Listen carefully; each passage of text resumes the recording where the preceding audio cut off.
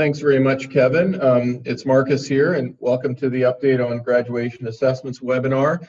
Wanted to thank everyone to start with for rescheduling, and apologies for having to move that. Victoria had, half centimeter of snow, so the whole city shut down. So we had to reschedule, of course. Not quite true. Some of us walked in and wore snowshoes to get here, but thank you again for allowing us to reschedule.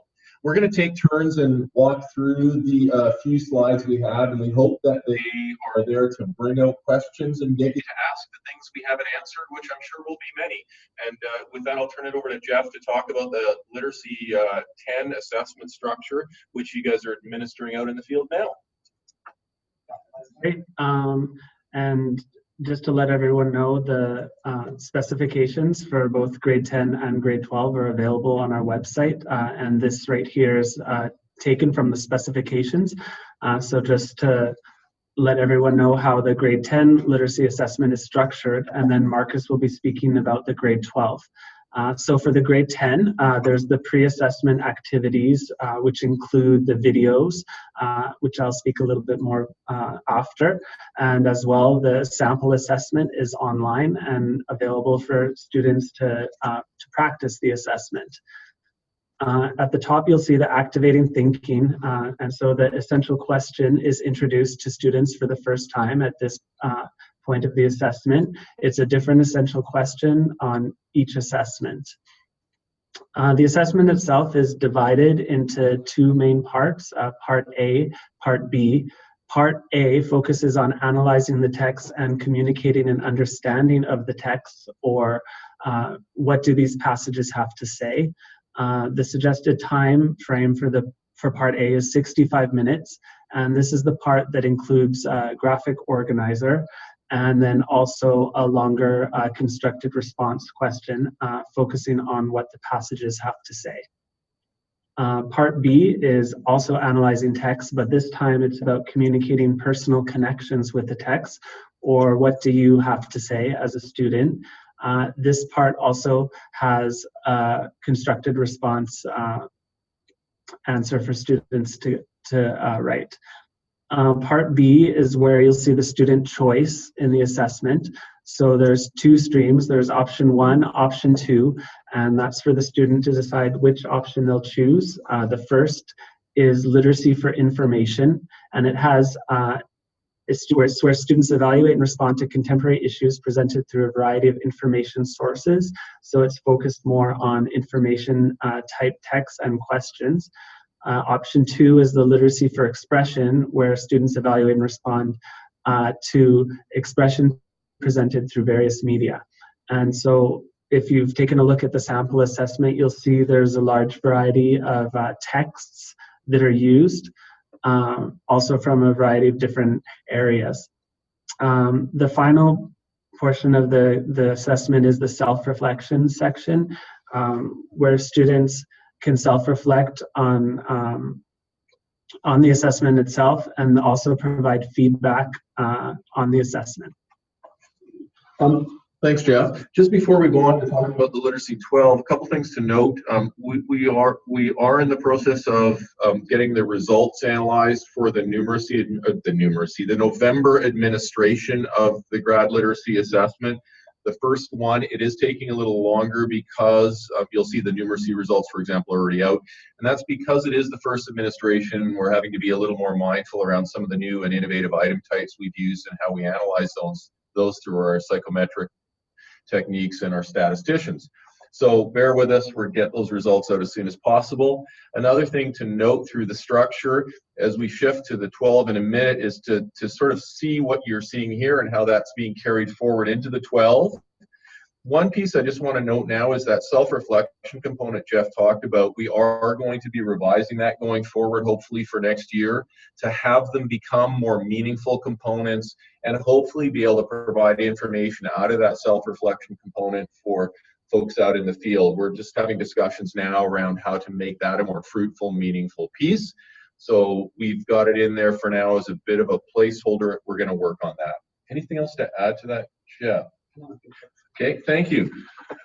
Literacy 12 assessment structure, and really good timing. Up till 5 minutes ago, I was in a room with a group of teachers from across the province who are working on designing and building this assessment. This is our draft structure. It's actually more solid than a draft at this point, and we have texts and are writing items and questions to fit this structure. You'll see, like the 10, there will be pre-assessment pieces built. They're not there yet, including videos, instructional videos, sample assessments, scoring rubrics, student exemplars, and a host of other materials that I think Nicole and Jeff will show you later. We have for the 10. Many of you are familiar with them, I'm sure, and we'll continue to build those out to help students and teachers and the world prepare for the Literacy 12. One thing you'll notice is a little different. We do have a Part A and a Part B like the 10, and we do define texts very broadly for the Literacy 12 like we do for the 10, where they include all kinds of things you might see in a math class or a science class or other social studies classes. So that type of diversity of text continues. The focus here at the 12, not only on building these at a higher level, obviously, it's grade 12, it's on the critical thinking and that core competency of critical thinking coming out to a greater extent here and defining Part A of this assessment.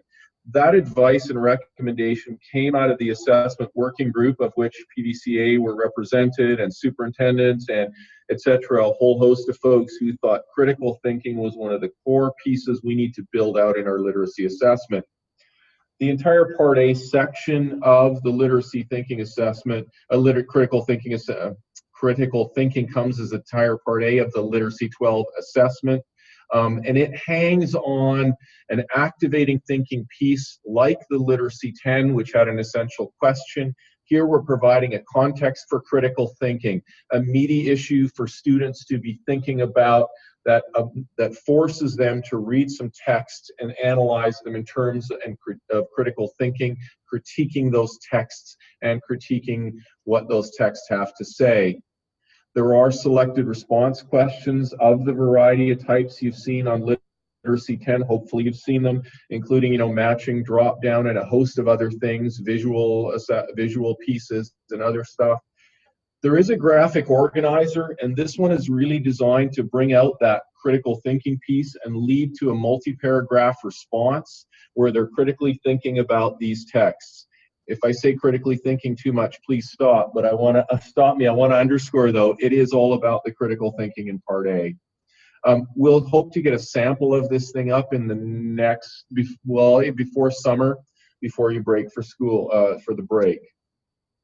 So Part A, critical thinking, a graphic organizer, and a written response, critical thinking written response about text. In Part B, this is where we're asking students to go beyond the text. We're introducing an essential question for this section, reading a variety of texts and responding with different selected response questions, and then having a student pathway for writing choices. So they read these texts and they can choose to respond to a couple of different written output pieces where they express themselves and bring in some of their own personal notions and knowledge to that essential question topic. Please do ask questions about that. We can fill you in a little more, but that's the general structure we've landed on for now, with that critical thinking piece being the hallmark of the 12 and extending the work out of the Literacy 10. Oops.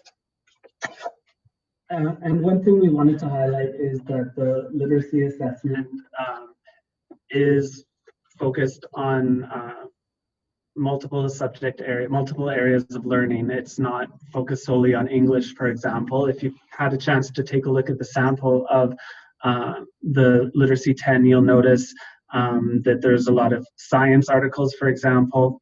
And so we were really interested in knowing if students utilized what they had learned in different areas of learning as they went through the field test of the Literacy 10.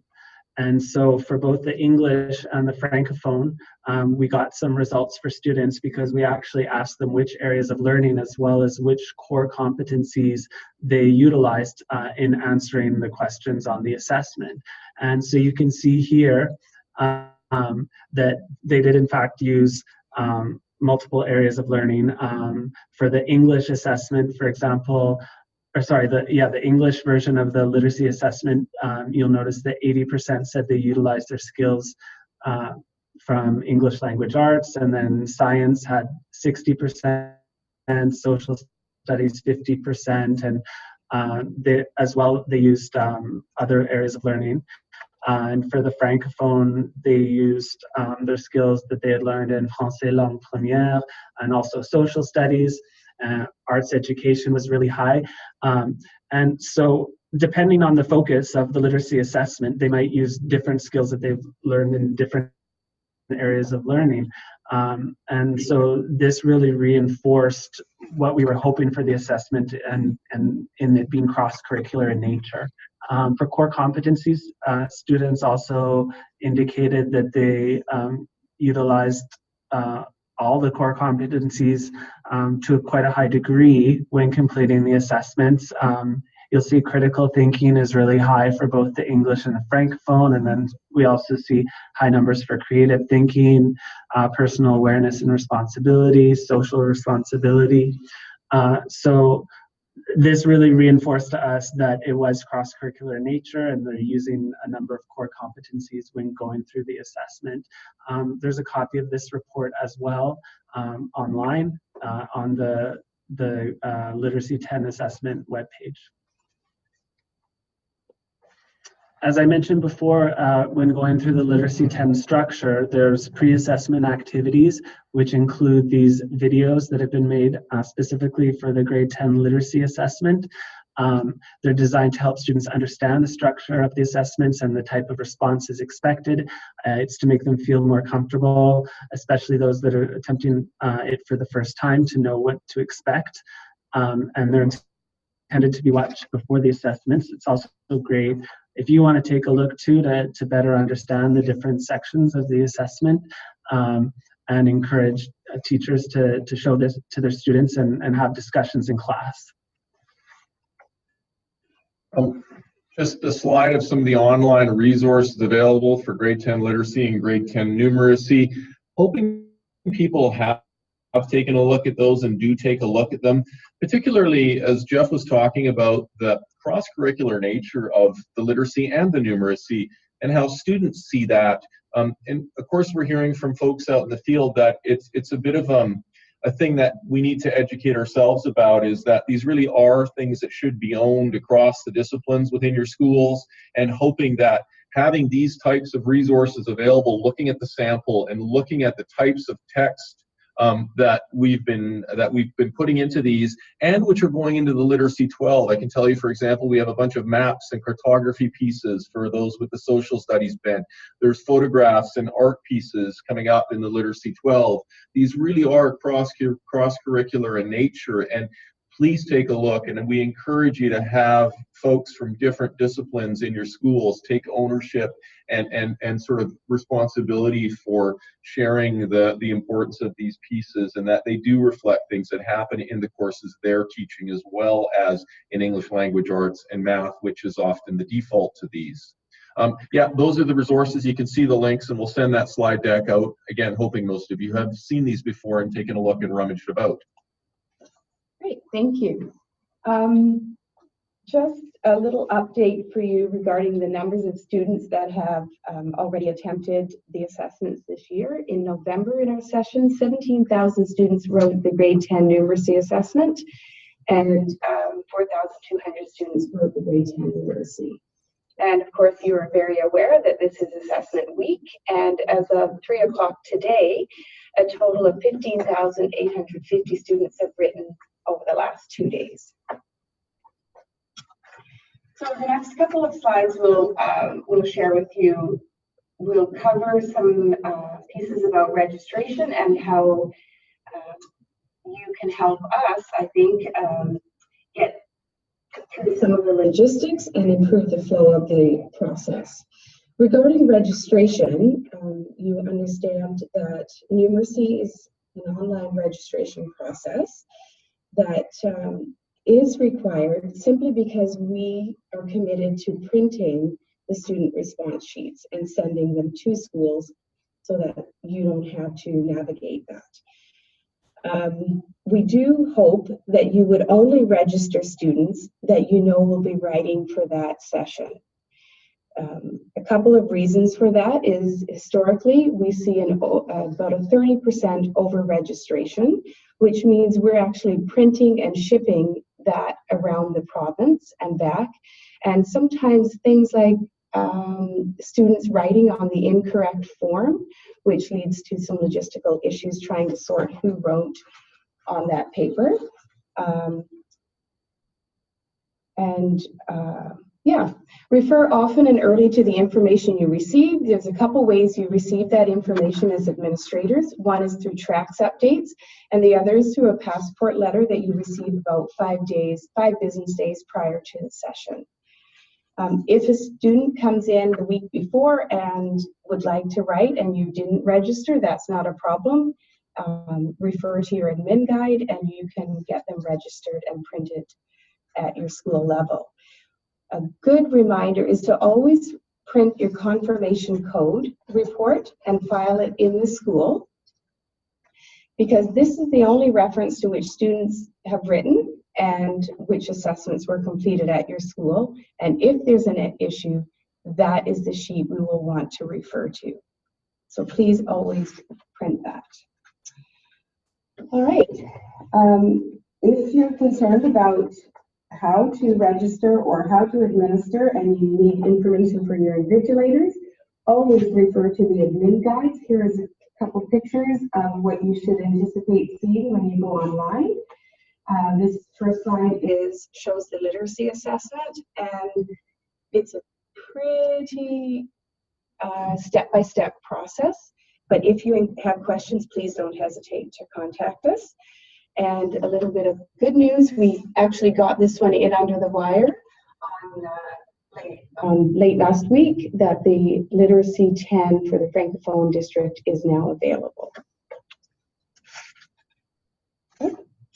And just a reminder that because exams will no longer be available, that the students still have the option to rewrite their assessment as they did with exams, and also that they must do their first attempt in grade 10 for the 210 assessments, literacy and numeracy, and they have 2 options to rewrite it before they graduate. That's it.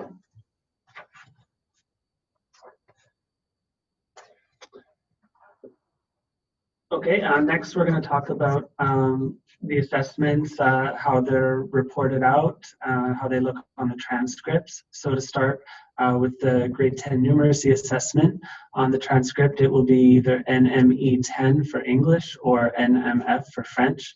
The numeracy assessment uses the proficiency scale emerging, developing, proficient, or extending, which is represented either with a 1, 2, 3, or 4. The literacy assessments, you'll see the acronyms there. The English is LTE, the Francophone is LTP, and the French immersion is LTF.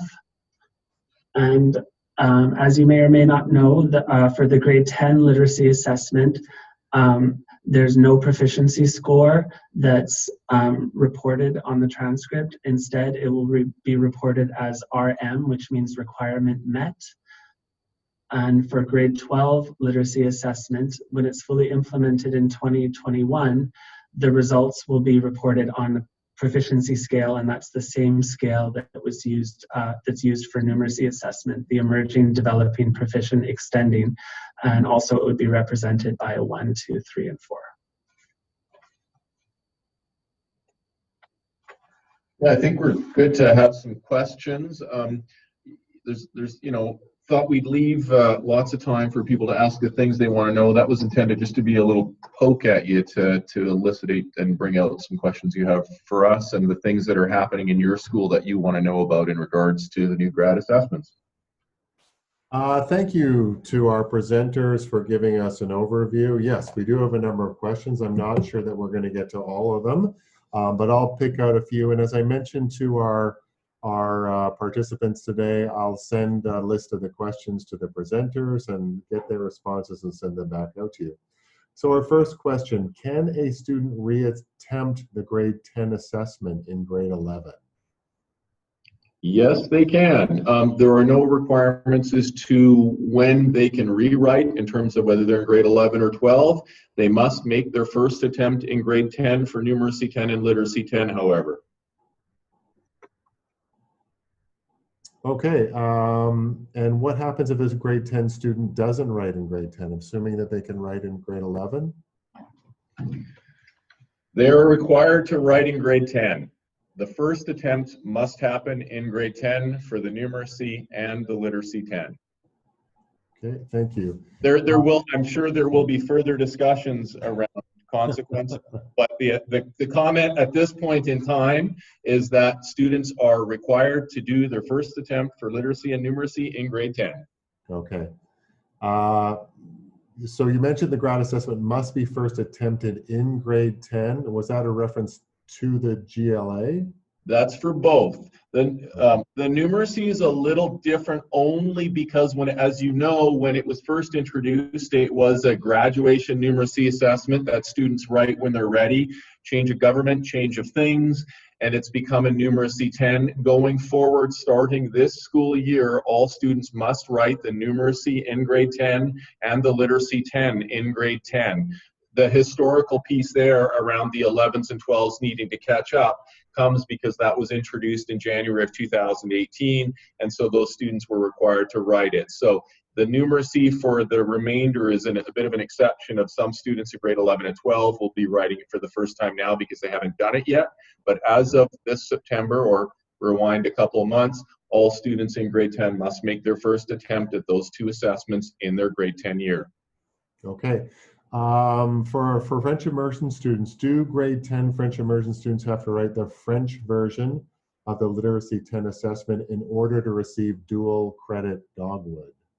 There is no grade 10 French immersion assessment. There are 5 different literacy assessments. There is English at grade 10, there is Français langue première at grade 10, and then there are all 3, English, premiere, and immersion at grade 12. Will there be more information coming in terms of literacy 10 versus the sort of the just met or unmet when it comes to student scores? Sorry, what's the question? You meaning the field doesn't know that they get an RM? The individual student reports the student can log on and see.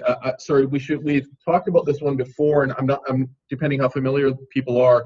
Individual students can log in and see their results, and they will get a proficiency level on their individual student results. They also get a breakdown by how they did on the different components and sections of the literacy and numeracy assessments, whichever report they look at.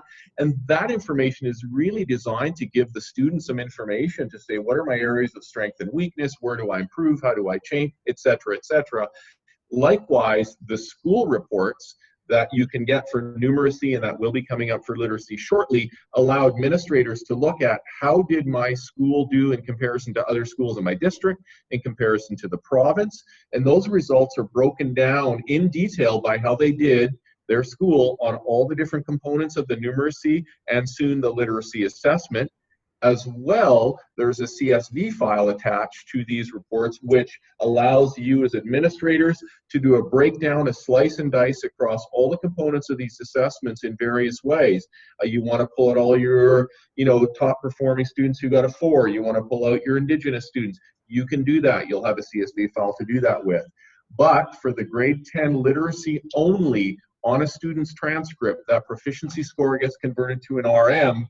The argument coming out of the assessment working group that if there is a 12, which there will be, the 10 is really a formative piece for the students and for the school, a much more formative piece, I suppose, for the student and the school. So on their transcript, it should say RM, but all the other reports, including the student individual report and the school reports, will be broken out by proficiency levels, as well as all the various components and subcomponents of the assessment. Okay. If a student attends a session but does not complete the exam, does that count as a first attempt? You get 3 attempts. If you don't complete, meaning answer a majority of the questions, it does not count. You cannot graduate with that. Students must complete the assessment, meaning answer a majority of the questions, so that we can give them a proficiency score. Right. Okay. However, it does count as one of their 3 attempts. Okay. So you would only have 2 left to complete. Okay.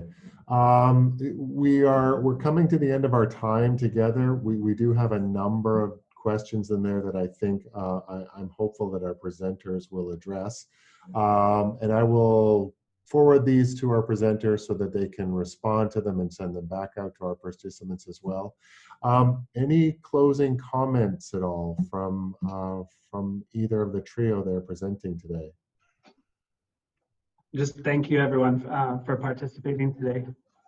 Thank you, and take a look at all of those sample pieces, please. And we can't encourage you enough to have teachers of various disciplines take some ownership and look at these pieces, including the Literacy 12. I know it's only specifications up there now. We'll get you a sample as soon as possible, but the overwhelming feedback and we get from the teachers involved in a design, development, marking, and review of these are, and we have science teachers and social teachers and math teachers deliberately and intentionally involved in the build and the marking and all of that of these components, is that they really are feeling like it is a cross-curricular piece, and I hope we can have that sort of disseminate out more so to folks out there. All right, so I want to thank our presenters and all our participants for being a part of this today. So thanks very much to everyone for being involved. And with that, I will bring our webinar to an end. Have a good afternoon. Thank you so much.